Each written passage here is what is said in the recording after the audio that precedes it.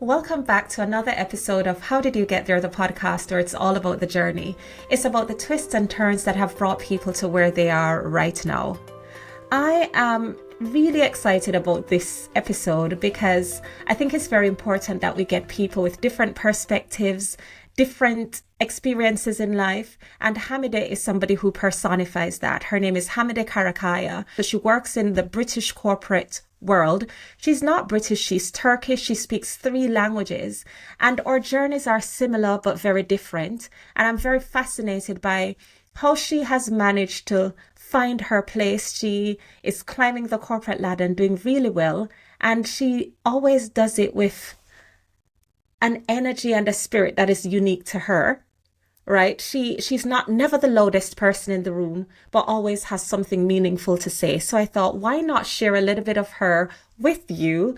And that is why we're here today. So Hamide, thank you so very much for joining me. Thank you for inviting me, and I'm very honored what you said, Ophelia, because it is very special for me to be here because I know your journey, as you said. I know your journey, work journey. I also know your podcast journey, so it is kind of very, very good for me to be here with you and supporting you on this journey. Thank you very much for inviting. And Hamide actually has her very own podcast. Hamide, your podcast is in Turkish though, so perhaps these listeners might not be able to tune in. But tell me more about your podcast. How did you even begin on that journey? Yeah, of course. I have a podcast, as you said, and it's Turkish, unfortunately, but I have a lot of Turkish followers. So if you know someone Turkish, we can recommend my podcast to those individuals. But how I started my podcast, Ophelia, I think it was 2022, if I'm not mistaken. And I was every year, probably you are doing every year when we are in the New Year's Eve, I do my resolutions for the next year, what I wanted to do. And I always thought that I have things to say even no one listens, reads, or watch. I have things to say. And I was thinking, what should I do? Should I write a book or should I do a YouTube channel? Those options are so time consuming for me because I don't have that time. So I was searching for what can I do, and I found podcasts. I have lots of podcasts to listen from other people. So I did a research. How can I do it? Because it's a bit technical, as you know. So I did a research. I learned the technicalities, how I can record it, how I can upload it, etc. And then in March 2022, I guess, I started to record. It was the Women's Day, the International Women's Day, 8th of March. So I wanted to release the episode at that day specifically because it's an important day for all women in the world. So I released it. And my motto inside is, even anybody listens, I will keep doing it because for me it was very, very relaxing. It was kind of a therapy without having a therapist because you talk about the things that you care or it bothers your mind, so you talk and you feel relaxed. That was the reason I started. And my first season, now I'm in my third season, but Wow. my first season was solo. I recorded, I think, 24 episodes, and it was all solo. The things that I learned, the things that I experienced, my own journey, my work journey, my personal journey, or the books that I've read and I found interesting. I've talked about those. And on my second and third season, what I'm doing is to invite guests like you are doing now, um, whose uh, whose journey can inspire someone. Yeah. So I am trying to get them on board and then afterwards ask them questions and trying to be inspiration for people on their headphones listening to us. That's really so interesting that our journeys are so similar because I started recording in January actually, but I released my first episode in March. And my first episode was me talking about myself and my journey. And we'll speak a little bit more about what your journey has been. But something that I've read, and it's not only about podcasting, is that a lot of people really don't continue. And that's why podcasts don't have longevity. So I think the greatest lesson that I learned from this is to just start. And you said the same thing to me. Just do it. And I'm so happy I've started. One of the things that I wonder though, because a lot of people struggle with balancing, work plus just life in general and the things that they want to do for themselves. How do you manage to find that balance? Because your role is very, very, very demanding. So how do you find the time to do that, but to pour into this passion project of yours? It's the question that everybody asks me because, as you know, I have a social media account. I'm trying to be an influencer or like micro influencer, let's say, in the social media. I am also doing lots of knitting projects because it's my second hobby, and I am also doing this one. I also have a life, as we all have, and sometimes on my social media, people are sending me message, how you do this. It is impossible you do this because, as you said, I have a 9 to 5, sometimes 8 to 7 work day, and also I have a husband to take care. I have my own life. So sometimes I do ask this question myself. But you know me, I am kind of a persistent and very disciplined person. So I plan my day because I am an industrial engineer. I have a degree on that. I think what my major taught me is I need to plan everything. I am if you watched Friends, and if you know Monica, I am Monica. So I need to plan everything. Everything needs to be planned, and my days, my weeks are planned beforehand. I think with this planning, with the discipline, and I don't like giving up things. So as you said, podcast, many people start a podcast and after fifth episode, they just drop. But I don't do that. I don't like that. I barely stop reading a book, for example. I hate it. I try to finish it. I'm not saying it's a good thing. It's not a good thing, but I am that kind of person. So what I do is I look at my week or my day, and if I see, for example, a lunch break that I can schedule a podcast appointment with my guests, I do that. Or in the evenings, I knit when I'm watching Netflix, or I multitask. Not during work time, but after work time, I try to multitask to do lots of things that relaxes me. But I think the key ingredient is to be a person with huge discipline. Otherwise, you cannot do that. You know what, Hamide? I can tell that you're super disciplined, and I always make a joke that English speakers are a little bit lazy because we we have this language that the world has adopted, so it's really easy for us. But you have three languages that you've mastered. You speak Turkish, you speak German, you speak English. And you'd said to me earlier, kind of off camera, that you're doing language control in your head because this is the first time that you've done a podcast in English. How does it feel for you to be in a workspace where English is not your first language? How do you feel about that? What do your days feel like as you try to process the conversations, the work that you have to do in a language that is secondary to you? Uh, the biggest feeling that I feel almost all days insecurity. Mm-hmm.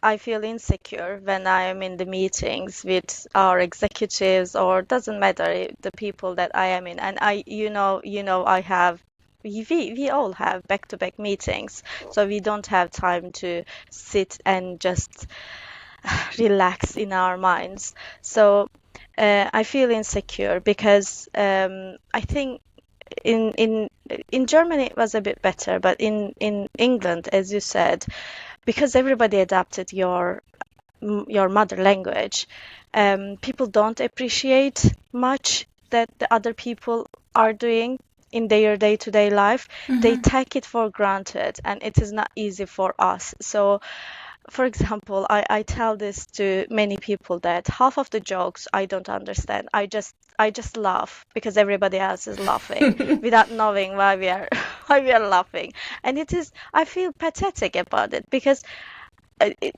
you want to understand and you don't understand. And it makes you feel, am I not enough? Am I not smart? So you are always in those insecurities that why I don't understand this. So it is a bit challenging for me.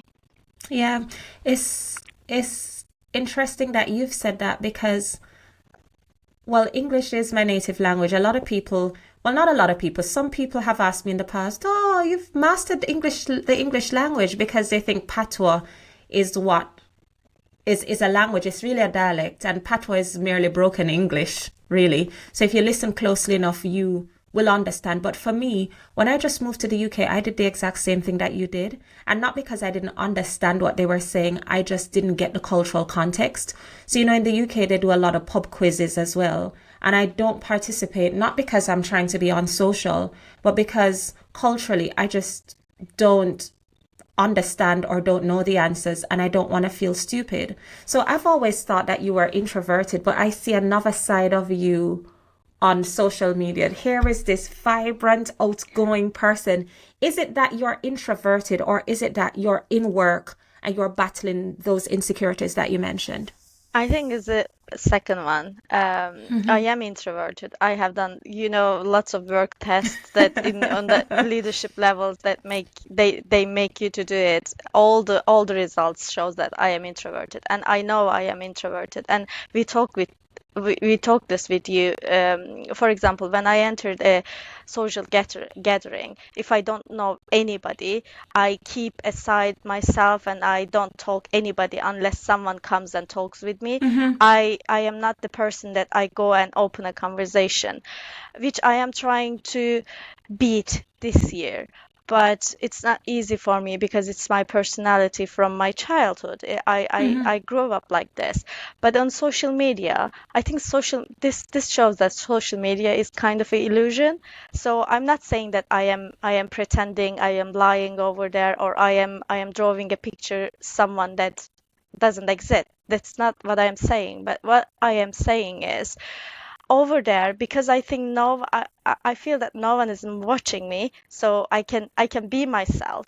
And most of the time I post pictures rather than videos, because in videos I feel like, oh my God, it is too nervous for me. And we recorded couple of videos with you in couple of cases, and I I get totally nervous because I know that someone will watch this or someone is watching this.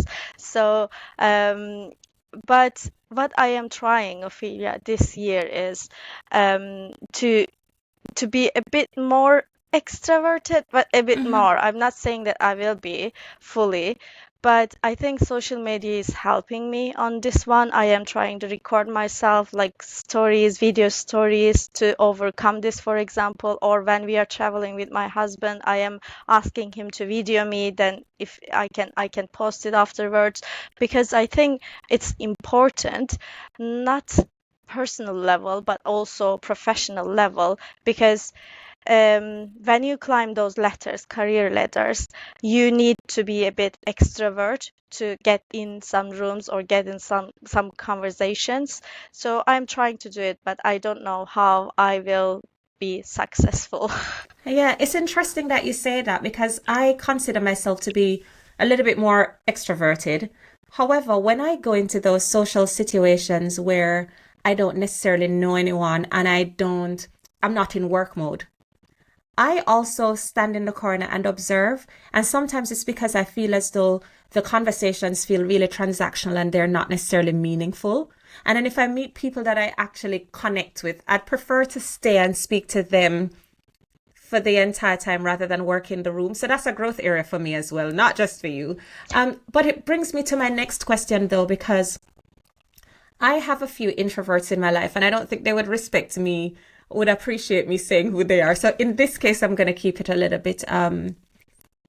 I'm going to disguise it a little bit, but I was having a conversation with somebody who's close and near and dear to me, and the person said that, and they have been saying that sometimes navigating work can be really difficult because when you're an introvert and you're in a space with a lot of type A personalities and people who are really outgoing, and you are not as outgoing, it can come across as though you're unapproachable or you're unfriendly. And sometimes people can't see beyond their perception of you to the work that you're doing. What advice would you give to somebody like that who's really struggling in terms of finding their place at work because of that introverted personality type? So I wouldn't say advice, but I will tell you what I have done, especially when Mm-hmm. I work in this company, in my current company. I think try to be honest and open because, as I said, people generally don't appreciate the differences because they take it for granted. So let's say English. So English is my second language, and I cannot remember how many times I told this to my colleagues, and you were in the room a couple of times already. So I keep saying this because we shouldn't forget this.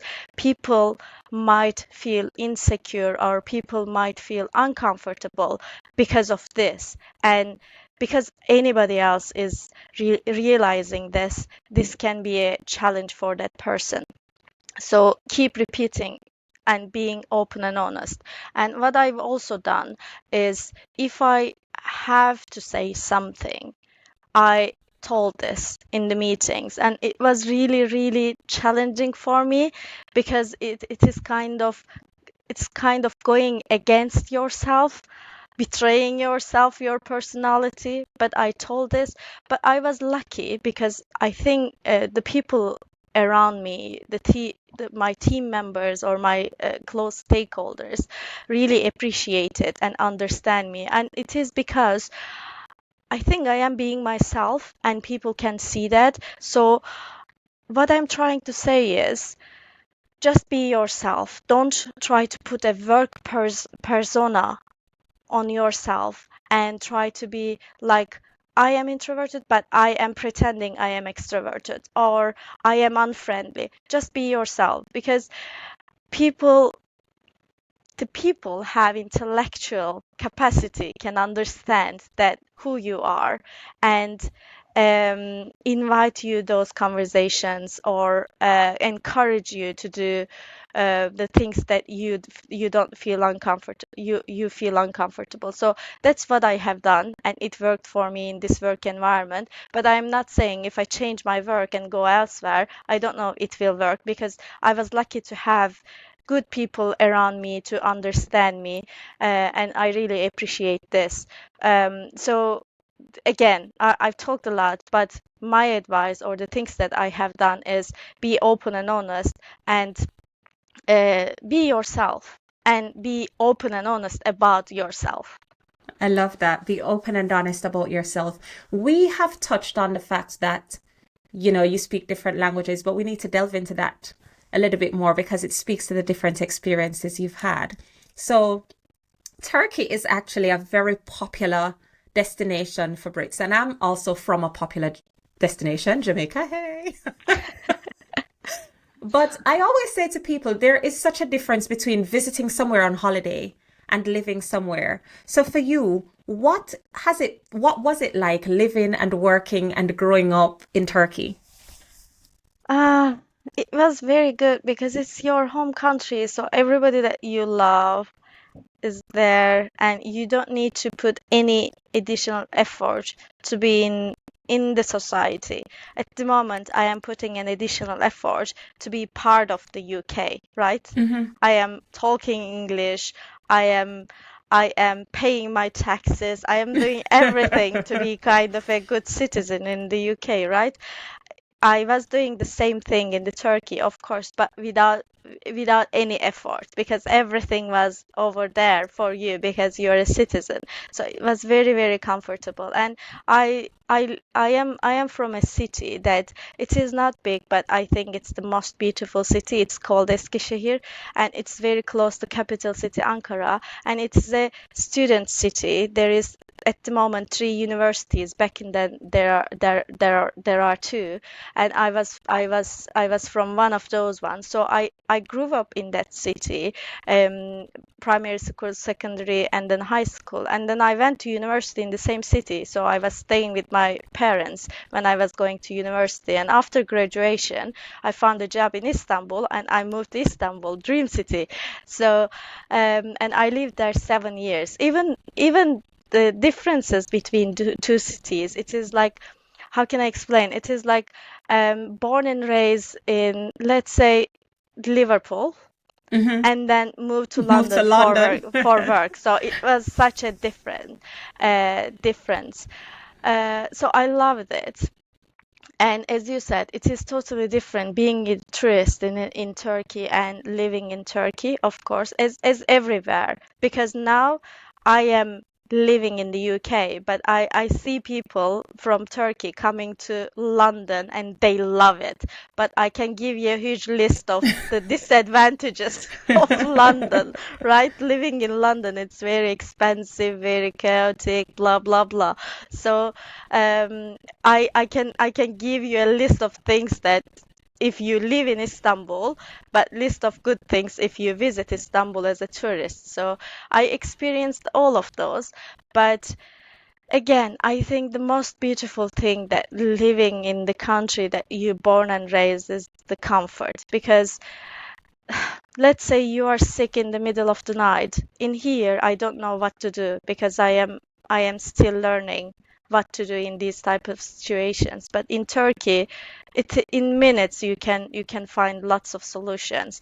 Or let's say you received a letter from government telling you to do something, you can understand. Or if you don't understand, you can go to your parents, you can go to your friends, you can go to the shop below your apartment and ask that person that what can I do with this. Here I still struggle to do those ones. So I think Yeah. the comfort point is the most beautiful thing that Yeah, I think that's the thing I miss most about being in Jamaica. It's changed a little bit for me now because I've been here for long enough.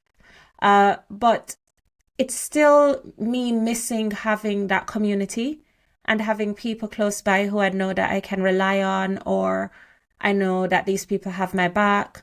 I don't have the sense of community here, but I do have a community, and I'm very happy for that because it can be really, really lonely moving to a new country. So, kind of continuing on that though, why would you leave the comfort of home to go to then Germany? Because after Turkey, you lived in Germany for about 4 years. Why yeah. leave the comfort of what was familiar? What drove you to go to Germany to begin with? My husband. Short See, answer, but if you want long answer, yeah. So it was my husband. Back in then we were together, but we were married, and he had a job opportunity in Germany. So he decided to move, and he told me, I am moving there, so we are together. I love you, but I have to do this for my own career. So um, would you like to come? And I said, of course I would like to come, but not without a job. So he went there, he started to work, and after 1.5 year I found a job. So I became my own sponsor. So I didn't want to be dependent to him, not because I don't want, I am a feminist. It's because to be secure, because if he loses my job, he can get a job permit with my work yes, permit, and if I lose my job, I can get a job permit with his work permit. So it was because of being, I am a business continuity person. That's my job, to continue the business. That's why I wanted to have a contingency. So I searched for a job. So we had a long distance relationship, 1.5 years. So in the meantime, I searched. Um, I've done lots of interviews, and I didn't know any German back in then. So it was really, really hard. But finally, after 1.5 years, I found a job, and then we got married, and I moved over there, and we lived there for not, I wish it was 7 years, but it was 4 years. We lived there 4 years, and during that 4 years, I worked two companies. One is Big Four, and I've learned German. Wow. I now can speak German fluently, and I had lots of good friends, very very good friends over there. We lived in Munich, and if you haven't been Munich, it's a beautiful city. It is very very beautiful city. I can still dream about Munich because it's like very beautiful. We lived in there. We built a community that you mentioned just a moment ago. We built a good community. We had a good life. But then we moved here to UK. Yeah, but it was very There, good. there's so many questions I have because you said you built a community, but that's not so easy. I don't find that easy. How do you go about building a community when you're in a new situation or a new space? What does that look like? So I was using my advantage to be a influencer. Back in that, it was not that big. I had like 10K followers, but when I moved there, and I made lots of content about moving to Germany, moving to Munich, how you can find the work. How you can find the work, yes, how you can find the home. So lots of content I was putting in my social media, and because I am authentic in my social media, I am not another person. So people, I have lots of friends. Actually, one is my closest friend here that I met through Instagram.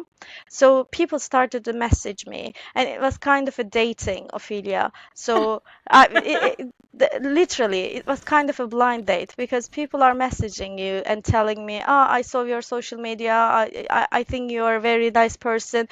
Shall we have a coffee one day?" And I told, "Yes, let's have a coffee." And then you get a coffee. It's the questions are same. How did you come here? What's your husband doing? What do you do in your spare time? It's kind of a date. And then afterwards, if you like that person, then you go on a second date. If you like that person more, you meet with your husbands or your partners. So it become like a double date. And then afterwards, you become a friend and you invite that person to your home. That person invites you their home, and it becomes a community. But I really use the advantage of the social media, because you can see people over there whether they are faking or not, because you see their social media and then you meet with that person and then you see, oh, okay, in social media this person does that, but in the real life it's totally different. That shows the personality of that person as well. So it's a kind of a good elimination method for those people. So in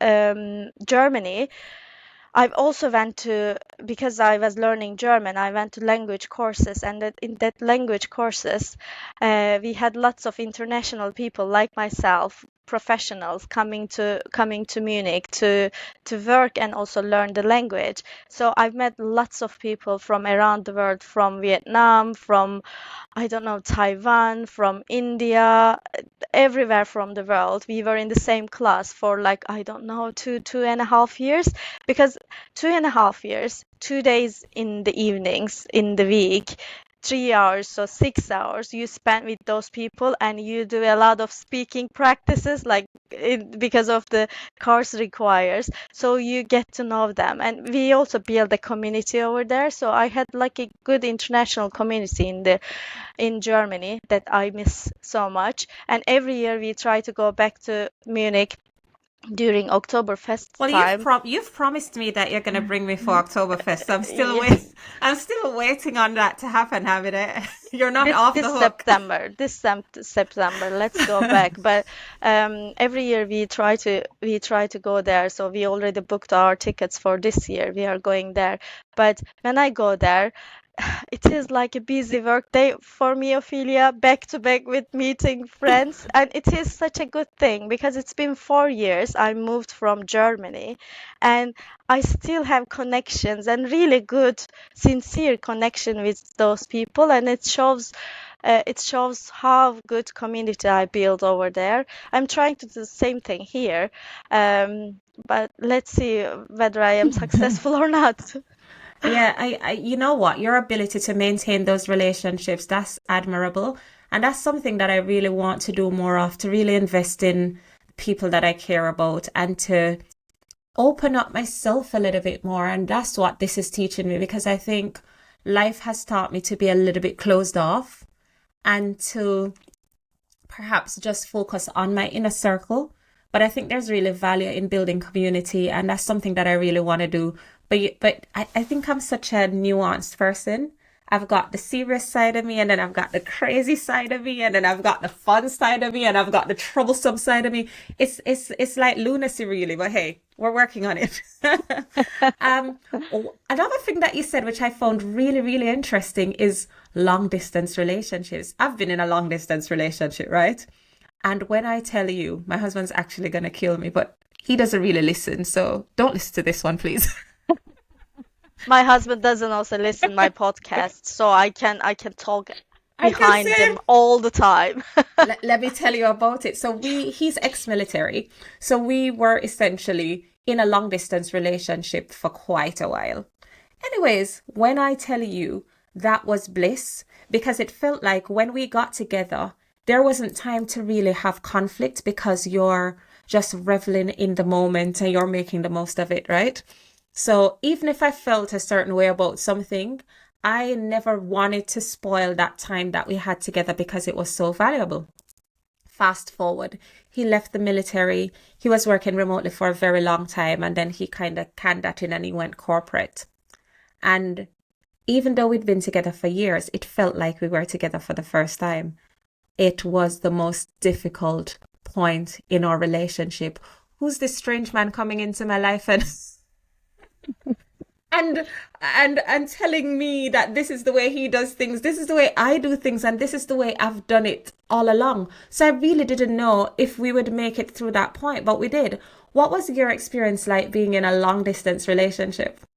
I totally agree what you said. It is because the time that you are together is very valuable. You don't want to spend that time with the conflict or arguing Mm-hmm. each other for the things that happened 3 months ago when you are a phone call. So you don't want to do that. And I don't forget what happened on 3 months ago on the phone call, of course. I write everything down, but I don't want to spend I think every woman does that, but I don't want to spend my time on those ones. And we had we are now celebrating our seventh year of our marriage, and we are together for 10 years. But if we count how many years we were actually together in the same home, I Same. think it is 4 years Mm-hmm. maybe, like 4 years, because the rest three is like long distance relationship, because after Germany he found a job in the UK. Oh, So yes. And because of love, you moved again. yes, because of my huge life, I moved again. But again, because I love contingency, I'm a business continuity professional. I didn't move with him. So he moved to UK and I kept staying in Germany because his probation phase in his job was 1 year, and we didn't want to risk it because after 1 year, if they kick him out, then he can come back to Germany and work through with my work permit. And if it goes well, so I can move over there is here, I can move to UK and we can start a life. So that was the plan. So 1 year long distance marriage, and then once we decided, okay, this is happening, he passed his probation phase, COVID hit. So it we added like 8 months on top of that, and during the 8 months he went to Turkey because his job allowed him to work from his country, and I came back here. I moved here alone, and then he's stuck in Turkey because of that red list countries. He's stuck in Turkey almost 9 months. So we had like almost 2.5 years period that I was in the UK plus Germany, and he was in Turkey or in the UK. So it was hard. And now sometimes we talk and I ask him, I don't know how did I manage that one, because especially the COVID period and the period that I moved here in the middle of COVID, I didn't know of anybody. Zero person. Apart from the work people that I know from Teams, MS Teams. I didn't know anybody. So it was really challenging. And I think it taught you a lot, that long distance relationship, because you learn how to manage a relationship. You learn how you communicate, because without seeing, you need to understand from his voice, or he needs to understand from my voice, and you need to spare some time. Maybe it sounds silly now, but what we were doing, Ophelia, is we pick a movie on Netflix or whatever, and then we open our cameras like Skype, and then we turn each other the cameras and we start the movie together at the same time, and we watch the movie 1.5 hour, just like we are sitting side by side. So we survive these these conditions with these type of solutions. But I think we've been through a lot, and that's why I think our marriage is very strong. So because we trust each other, we build that trust together, living in different countries and trying to build lives, and trying to also have our own lives, because I'm a jealous person and he's a jealous person, but you need to also learn that trust, that that person can go out with their colleagues and Yeah. enjoy their life when you are stuck in COVID, for example, in the UK. So those type of things, I think, grow us as a person, as a couple, as partners. So I Yeah. don't want to remember those days. So it was challenging. Yeah, I always say that as a couple, it's important that you're strong together, but also strong apart, because I don't want to have a codependence where I don't know who I am outside of the person that I'm with. I want to be me and to Yeah, be comfortable being me so that yeah, I can be the best me when we're together as well. yeah. Um, so yeah, there's that. Uh, when I moved to the UK, I really struggled to find a place. I was working in the corporate space in Jamaica, and then I came here and I keep saying I couldn't get a job. And what I'm learning from you is that you have always been really deliberate, and I don't think I've been that deliberate. My sister thinks that I'm perhaps really spontaneous and impulsive. I don't know that I am. I think that I plan or I take a while to work through things in my head. So even though it seems as though I'm being spontaneous or impulsive, it might have been something that I've sitting with for a while. But for you, your approach to coming to the UK was a little bit different. And so your outcome was different. Talk me through what that looked like for you. You know, you've moved from Turkey to Germany, you've got a formula that worked. What was it? What was your approach when you thought, okay, I'm going to leave Germany, come to the UK? At that point, did you even know any English?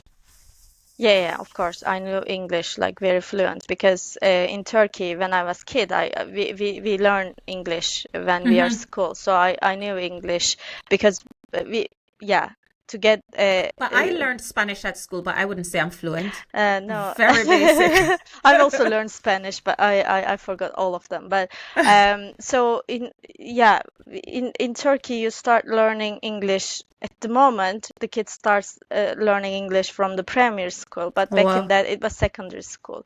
But Hmm. I always loved English because I had a very beautiful English teacher, and she was freshly graduate. She came to teach us English, and I think I took her a role model back in then, because I was I don't remember, 10 years old, maybe 11, and she came with like very good looking, very good clothes, and she was very young. Probably she was 23, 24, and I think idolized her a bit. So that's why I loved English language. And then afterwards, I went to a high school that you need to get a 1 year English prep school. So Hmm.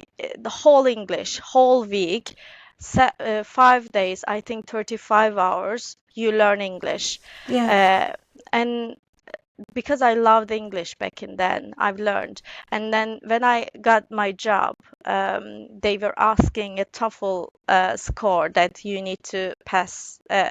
So I've also got that score. So back in back in Turkey, I was already fluent in English.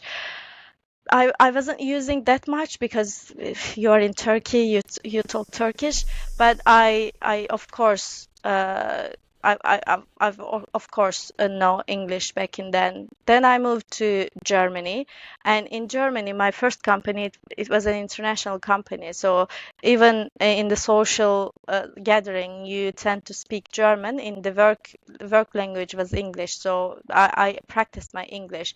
But then I moved to Big Four, and it was fully different culture. So it was pure German. So I think I mastered my German when I was working in the Big Four. So the moving to UK piece, of course, it was again because of my husband. But what I try to do when you look my journey, Ophelia, is I try to find a job instead of being a dependent or being telling, okay, I will go there and I will look what's available, then I will pick. I always find a job and then move to that country, even though my husband is living over there and I am living here. We have done that. So um and I am kind of ambitious person, even though I am introverted and I don't seem like that. I am ambitious person about my career, so I always wanted to have good moves when I'm switching countries or the companies. So I was lucky when I was moving from Turkey to Germany. I got the one position above, and then in Germany, I stayed in the same level, and when I'm coming here, I also jumped one letter above. And then this company also awarded me after a while, after 2 years, to promote to director level. So I also planned my career. It was not just I am following my husband thing. And in my podcast and in my social media, I am highlighting this because maybe it's because going to my childhood, I grew up in very, very poor family, Ophelia. We were very poor.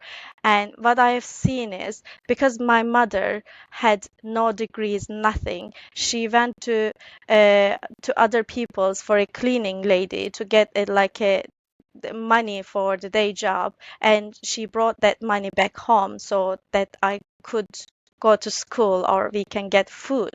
We were that poor.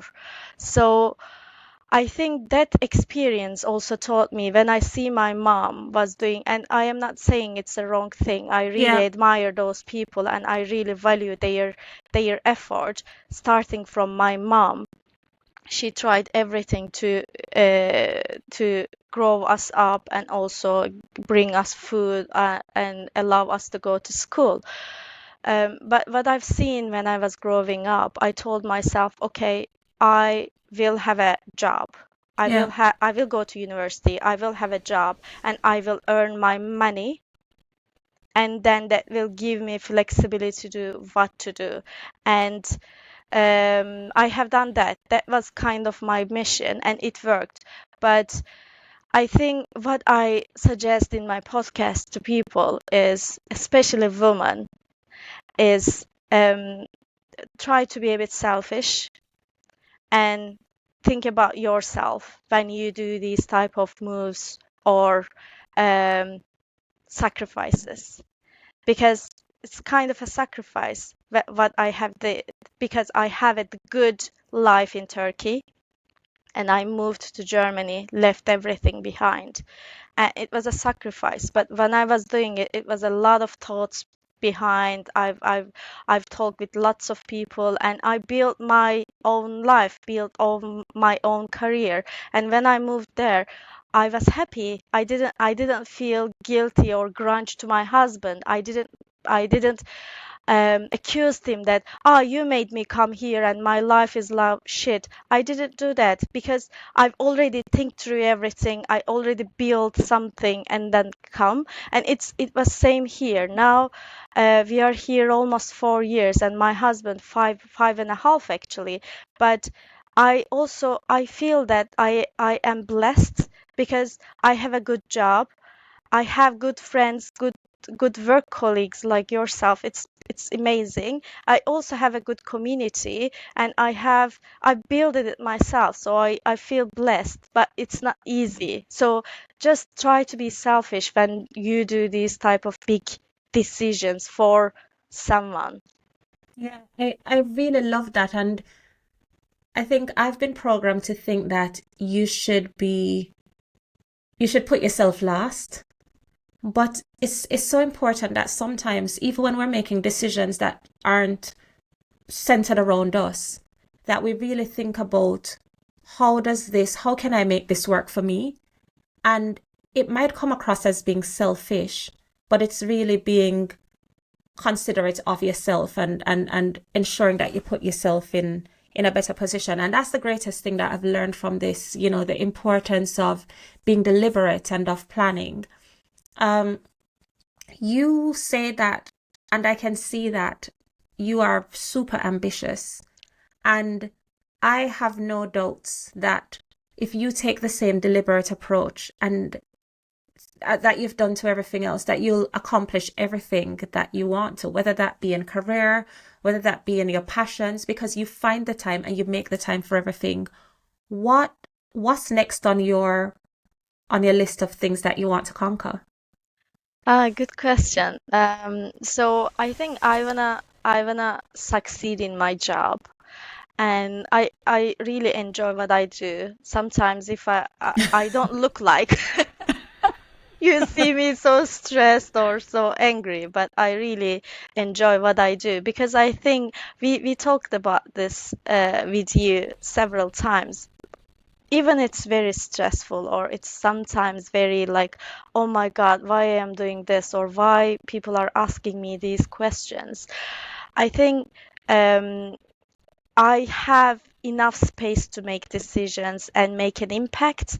It's kind of my motto in life, making an impact in people's life. That's why I am doing my podcast.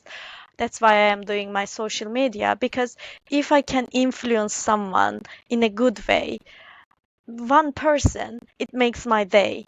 And Same. I think Yeah, I think in our workplace, I can see the impact of my absolutely. work. So Yeah. I think it's kind of my fuel to go ahead. And I think there are a lot of opportunities in the company. So I definitely want to excel in my work and try to exceed more in my work. So that's one thing. So I don't know what's next step for me on a career wise, but I will try to get the best solution. Um, in my life is it is I also have resolutions or targets like the year compass of 2024. What I want to do is making an impact in more people's lives. So it's like achieving more people with my podcast, or you cannot see, but there is a hobby corner next to me. It's kind of a yarn shop at the moment. I will show you after the recording. So I am doing a lot of yarn project with my close friend here. So what we want to do is kind of a open our small business, and Nice. yeah, try to sell our products, because for us it's a hobby, and if Hmm. you earn a little bit money with your hobby, it's great, right? So what we will try to that one. And also I want to work on myself, Ophelia, because I know my strengths, also my weaknesses. And I am 37, and I think now I start to understand myself properly. Last years, the things that I told you, moving from one country to another, it was almost last 8 years. And it was, too many struggles. You move from one place, and I now feel that, okay, I am settled. So who am I and what I am doing, why I am doing, or why I am not doing. So I just want to understand myself more. So I'm reading a lot. I am exploring myself. I'm asking myself difficult questions and I am challenging myself. Like I told you, like I'm introvert and I am challenging myself to be a little bit extrovert in some conditions. So that's kind of my roadmap for a couple of years. Yeah. And finally before you go, because we've not really gone into that, but you are in that operational resilience field. And I think that there's something about thinking about how you plan for when things go wrong in business and what that looks like in life, because lessons can always be transferred. So before you go, can you leave us with some top tips for overcoming any struggles or difficulties when things go wrong in life? What is your approach? Because I know you have an approach. Yeah, I have an approach, and it will be easy question. If you ask me from the work-wise, I can talk here for hours and hours because it's my passion. But from a work perspective, what I try to do last couple of years, Ophelia, I try to be take a deep breath first because I think what I have learned from my mindfulness trainings and the coaching sessions I got from my coach last couple of years I spent too much time on the mindfulness and yoga meditation those type of practices while I'm exploring myself and what I've learned is crisis can always happen at work or in life, and it doesn't need to be a huge crisis. It can be small thing like your fridge is broken or your lock is not working. So this can happen. And what I was finding myself previously is, oh my God, this is end of the world type of thing. Even I manage huge crisis at work, and you expect me resilient. I found it myself, I was catastrophizing in my mind that what's happening. So what I'm trying to do now is, okay, just to take a deep breath, what has happened or what we can do now. I think that's the key question because unless it's a health issue, of course, it's like a very catastrophic health issue. Everything can happen and everything can be handled. And if you look your own life and if everybody looks their own life, you can see we always have a kind of a peak periods that everything goes well and then something happens, your mood drops, right? So we always have those type of things, and when you look back to your graphic, it's always like this. So every time it happens and then we overcome it. So we sometimes underestimate our capability of being a resilient person. We are all resilient, but we are just not aware of it. So I think what we need to think, if there is a problem, obstacle, whatever on our way, we need to stop and think, okay, this is happening. Let me think. So have I seen this before? Or what kind of things that I have overcome? Okay, I have seen worse and I overcame already, so I can do this. So try to think logical because if we go with our emotions, emotions are stronger, but emotions can also be a little bit, um, how can I say?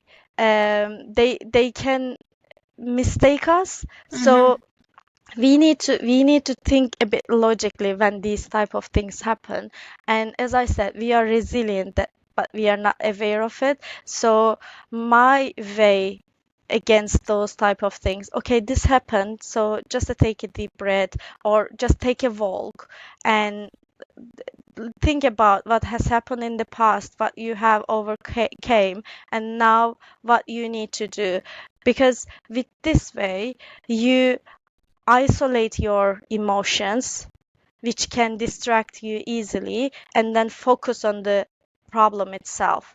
That's my way. I love that. Hamide, thank you so very much for sharing so much of yourself today. I feel as though I know you even more than I knew you before. You're such an inspiration. You're doing great things. You will continue to have the impacts that you want to have. You will continue to grow that community, and you will continue to inspire. And it's not just one person, okay? You'll inspire many people. So thank you so very much. I know that English speakers might find it really difficult to find you on social media because your social is Turkish, but I use Translate and they can too. If people want to connect with you on Instagram to view your travel and lifestyle page, which has some really good tips, by the way, how do they do that? Yeah, it's called Gezgin Kız London. Gezgin Kız means traveler lady in Okay. English, but I kept it in Turkish. London is because I'm living in London. So it's Gezgin Kız London. If they are interested, yeah, there is a now translation version, but sometimes I really post ridiculous stuff. So if you don't want to follow me, you don't. But yeah, and thanks for inviting me. It was very good. And I told you I am trying to get to know myself, and I'm also trying to step out my comfort zone. And this is kind of another exercise for me to have an English podcast, because Turkish is my comfort zone. That's why I am doing in Turkish. But thanks for inviting me to allow me to challenge myself and prove myself that I can do it. Thanks, Ophelia. You can absolutely do it. And I think go for it. Do that English podcast. You know that you'll have at least one person listening because I'll be sure to tune in. You've got a lot of brilliant stories to tell, and thank you. Why not share it with the world in English as well? Thank you, Hamide. Thank you. Thank you very much.